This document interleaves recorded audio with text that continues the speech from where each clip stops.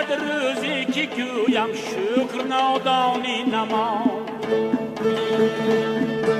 در زبان حرفی گریزی و گروگانی نماند.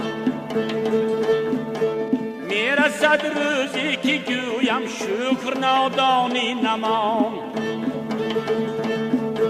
در زبان حرفی گریزی و گروگانی نماند. تاجیکان در هر کجا یار برادر گشتند، تاجیکان در هر کجا یار برادر گشتند. در زمینی ما نشان از نامسلمانی نماند،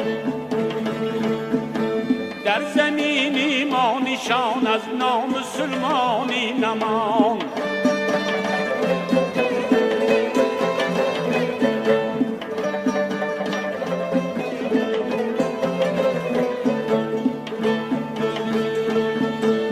از کسی پرسی کجایی هستی گوید تاجیکم،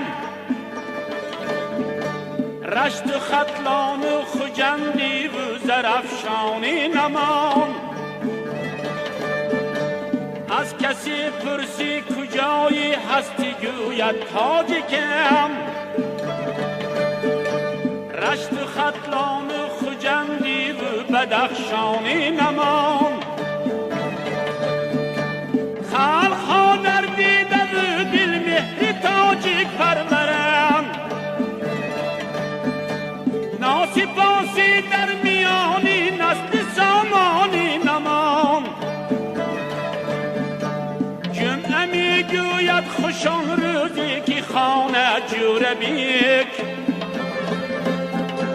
جمعه میگوید خوشان روزی که خانه جوره بیک.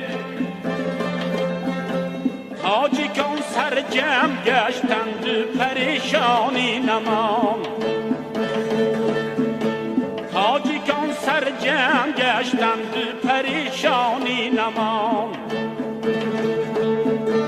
تاجیکان سرجم گشتند و پریشانی نماند.